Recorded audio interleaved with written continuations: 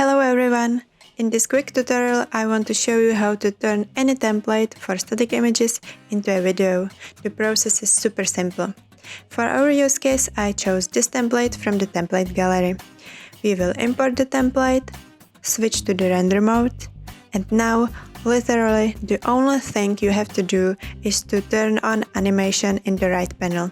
This will automatically animate every single element in the template. Or if you want to set animations yourself, you can of course do it in the configuration of each element.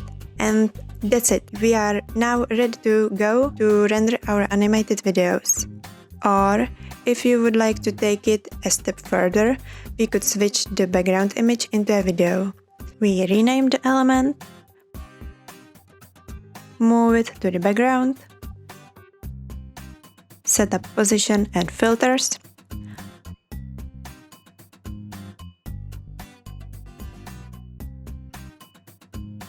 and now remove the original image. Save changes and it's done.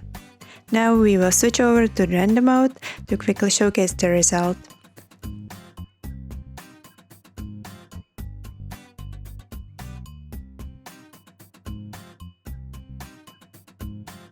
Ta-da! This is our rendered video. I hope you enjoyed this quick tutorial. Have an amazing day and bye!